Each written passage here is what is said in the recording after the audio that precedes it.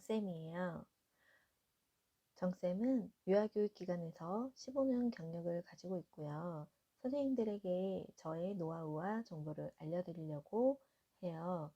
앞으로 많은 구독, 좋아요, 그리고 알림 설정 부탁드려요. 지난 시간에는 초행교사 편으로 학부모 마음을 사로잡는 좋은 교사 이미지 만드는 방법 3가지에 대해서 이야기를 해보았어요. 이번 시간에는 전문교사, 경력이 4년 이상 대신 경력교사 선생님들을 위해서 자신감 있는 교사, 학부모 앞에서 자신감 있는 교사가 되기 위한 팁 3가지를 알려드리려고 해요. 그 이전에 우리 경력 선생님들은 이미 전문가시잖아요. 경력만큼 노하우도 쌓이고 학부모와 상대를 하실 때 자신감이 있으시는 선생님들도 많으실 거예요.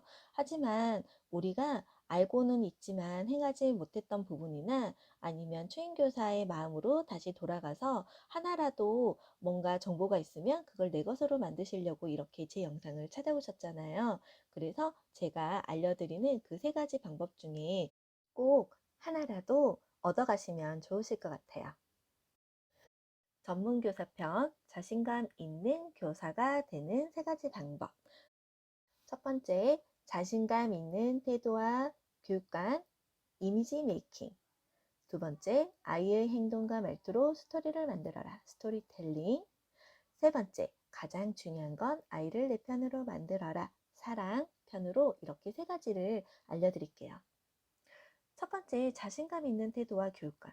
선생님들은 자신감 있는 태도로 학부모를 대하고 계신가요? 태도에는 말투, 행동, 옷차림 등이 들어갈 거예요. 우선 학부모가 선생님들을 보았을 때 그 이미지는 어떨까요? 우선 옷차림에 대해서 이야기를 해볼게요. 선생님들이 일하고 계시는 곳에 원장 선생님을 한번 생각해 보세요. 원장 선생님이 입고 다니는 옷 스타일은 어떠신지, 또 원장 선생님이 하시는 말투는 어떤지. 자, 혹시나 원장 선생님께서 옷차림이 티에 청바지를 즐겨 입으시고 말투는 포근하니 사투리를 쓰고 있진 않나요? 그랬을 때 선생님이나 학부모는 그 원장 선생님을 전문가로 보시나요? 동네 아줌마보다는 조금 더 잘하시는 분으로 보시나요? 학부모가 선생님들을 볼 때도 그 이미지, 눈에 확 들어오는 그 이미지, 그리고 귀로 들리는 그 이미지로 선생님들을 먼저 파악을 하시잖아요. 그래서 선생님들이 옷차림을 조금 더 신경을 쓰시면 좋을 것 같아요.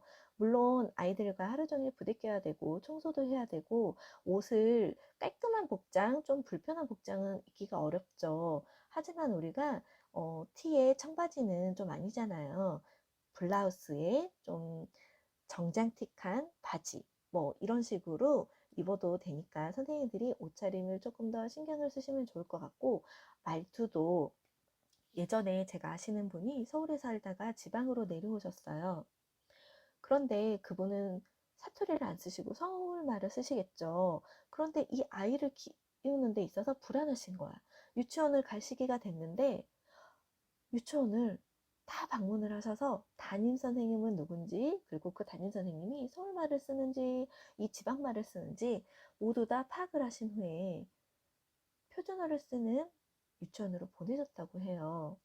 그 정도로 학부모들은 나는 사투리를 쓰지만 선생님은 전문가이기 때문에 전문가로서 사투리를 쓰지 않고 표준어를 쓰기를 바라죠. 물론 지방에 사는 우리 선생님들도 그렇고 저도 역시 마찬가지예요. 억양을 없앨 수는 없어요. 억양까지 어떻게 할 수는 없지만 적어도 어휘 사용이라든지 말투, 언어 사용에서는 웬만하면 표준어를 사용하시도록 습관화를 시키는 게 가장 중요해요. 그래서 우리가 이미지 메이킹, 이렇게 눈으로 보였을 때 확 들어오는 옷차림과 귀로 들리는 말투에서 조금 더 전문성을 보이도록 신경을 쓰자는 거예요. 그리고 자신감 있는 태도에 왜 교육관이 들어가냐? 제가 지난 영상에서는 초행교사 선생님들께 학부모를 수용하라, 아이들을 수용해주는 말투를 써라 라고 했어요. 그런데 우리는 경력교사잖아요. 경력이 어느 정도 쌓이면 우리의 소신과 교육관이 생기게 되죠. 그런데 학부모를 무조건 수용하는 교사보다는 나의 교육관이 있는 게 학부모들이 좀 더 전문가로 대하시거든요. 그래서 내가 어느 정도 교육관을 내비치고 또 나의 교육관만 계속 밀어붙이는 게 아니라 학부모의 교육관을 조금 듣고 이건 어머니 이 부분은 서로 일치하네요. 그러면 가정과 원에서 일관성 있게 이렇게 하시면 될 것 같고요. 학부모의 그 요구하는 부분이 나의 교육관과 다를 경우에는 조금 더 수정을 해서 어느 정도는 받아주고 어느 정도는 안 된다고 딱 끊으셔야죠. 그래서 예를 들어 개정놀이 교육과정이라고 하여 우리는 놀이로 교육과정을 모두 다 해야 되지만 학부모는 그거 맨날 노는 거 아닌가요? 한글과 수는 어느 정도 해주면 좋겠어요. 한글은 뭐 만 3세에 1년 동안 받침 없는 글자는 다 읽으면 좋겠고 숫자는 20까지 쓰고 이렇게 읽을 수 있으면 좋겠어요 라고 학부모가 구체적으로 요구하시는 분들도 있죠. 하지만 우리는 교사고 개정놀이 교육과정을 해야 되기 때문에 어머니께 그 부분을 이야기를 하시면 좋을 것 같아요. 어머니, 저희는 유아교육기관으로서 놀이로 교육과정을 하고 있어요. 하지만 어머님이 그렇게 원하시기 때문에 제가 그 부분은 어느 정도 수용을 할 생각이지만 지금은 조금 어리기 때문에 놀이로 교육과정을 충분히 놀 수 있도록 해주고 하반기에 9월부터 한글 수를 일주일에 3번 정도 할 생각이에요. 이렇게 구체적인 이야기를 해주셔야 어머님들이 좀 더 기다리시겠죠. 그래서 9월부터 한글 수를 일주일에 3번, 뭐 12월부터는 매일 할 생각이에요. 지금 6개월 동안 하는 한글 수가 9월 달에 가면 한 달 동안 배울 수 있는 양이기 때문에 지금 조급하게 생각하지 않으셔도 되니까 저를 믿으세요 라고 어느 정도 이렇게 수용을 하면서도 끊어주는 그게 좀 필요하겠죠. 그러면 선생님이 정말 전문가처럼 보이실 거예요. 두 번째, 아이의 행동과 말투로 스토리를 만들어라. 선생님들 스토리텔링이라고 들어보셨죠? 우리가 아이의 행동을 엄마에게 이야기할 때도 스토리텔링이 필요해요. 아이가 잘하는 부분을 이야기하실 때 선생님들이 스토리텔링을 정말 잘하세요. 하지만 아이의 어떤 단점, 약점을 이야기하실 땐 정말 선생님들이 그냥 대충 말하시는 경우들이 있더라고요. 특히 아이가 다쳤을 때, 그럴 때 어떻게 말씀하시나요? 어머니, 땡땡이가 누구를 이렇게 때려가지고 그 친구가 이 아이를 땡땡이를 때렸어요. 그래서 다쳤어요. 라고 하면 학부모 입장에는 어떨까요? 우리 아이가 먼저 잘못했네요. 라고 하실까요? 이것도 한두 번이죠. 선생님이 자꾸 나한테 이르네? 왜 그 상황을 선생님이 잘 보지 않고 잘 타협해주지 않고 자꾸 나에게 이르고 내가 잘못한 것처럼 아이 흉을 나에게 보지? 이렇게 생각하실 거예요. 그래서 엄마한테는 말을 잘 하셔야 돼요. 아이가 다투는 상황에서도 그 아이의 강점을 찾아서 스토리를 만들어 학부모에게 이야기를 하는 거죠. 어머니, 땡땡이가 장난감 때문에 저 친구를 먼저 때렸는데 그 친구가 화가 나서 이 땡땡이를 때렸어요. 그런데 땡땡이가 울지 않고 그 친구에게 이야기를 하는 거예요. 나도 장난감이 갖고 싶었단 말이야. 라고. 어때요? 땡땡이가 많이 아팠을 것 같아요. 그런데 저는 그 아픈 것도 달래주었지만 친구한테 맞으면서도 그렇게 자신 있게 큰 소리로 자기 마음 표현을 하는 땡땡이를 칭찬해 주었어요, 어머니. 정말 대단하지 않아요? 이렇게 저는 이제 예를 들어 말한 거지만 선생님들께서도 어떤 상황 속에서 이 아이가 잘했던 부분, 그 강점을 찾아서 학부모에게 스토리를 만들어서 이야기를 해주시면 좋을 것 같아요. 그러면 엄마가 이 아이가 다친 상황을 구체적으로 이미지화 하면서도 내 아이의 강점, 잘했던 부분에 이미지가 남아가지고 선생님들을 조금 더 전문가처럼 보실 거예요. 물론 너무너무 아이들을 괴롭히고 항상 때리고 다니는 친구들도 있죠. 하지만 선생님 잘 보시면 그 아이들도 강점들이 있더라고요.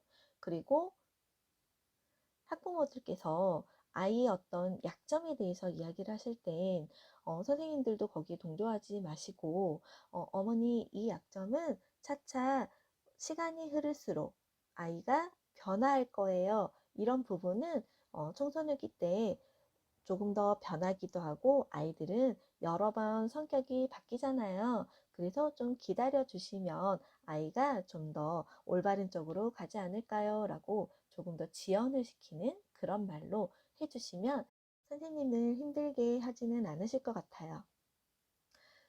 그리고 세 번째, 가장 중요한 건 아이를 내 편으로 만드는 거죠.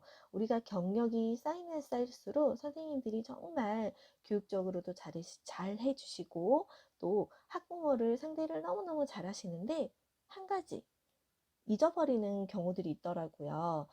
아이를 사랑으로 대해주던 마음, 그 마음이 어쩔 때는 하루 일과가 바빠서 내가 아이들에게 해줘야 되는 그 사랑으로 아이들에게 해줘야 되는 것들이 너무 많아서 정작 아이를 꼭 한번 안아준다든지 아이를 눈빛 교환을 해준다든지 그런 경우가 없는 경우들이 생기더라고요. 저 또한 마찬가지인데 이 부분을 항상 기억을 하셔야 될 것 같아요.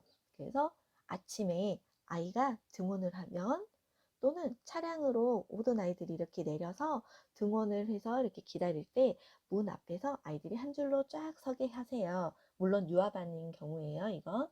그래서 아이들이 들어올 때 꼭 안아주세요. 3초씩. 그리고 귀 속에다가 속삭여주세요. 선생님은 너를 정말 사랑해. 어서 와. 이렇게 해주시면 아이들이 선생님을 정말 좋아하게 될 거예요. 그리고 아이가 좋아하는 걸로 끝나서는 안 되겠죠. 우리는 지금 전문교사로서 학부모의 마음을 사로잡으려고 하는 거잖아요.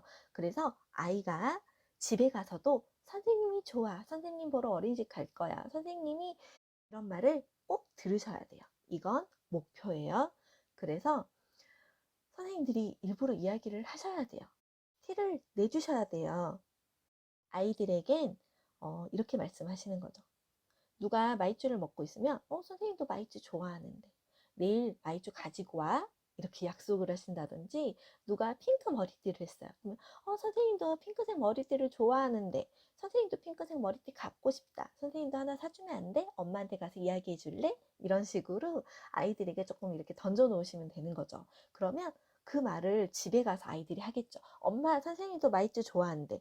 선생님도 마이쮸를 하나 사주면 좋겠대. 선생님도 핑크색 머리띠를 좋아하는데 이거 선생님 줘도 돼? 이렇게 말을 아이들이 하게 되면 엄마는 어떻게 생각하실까요?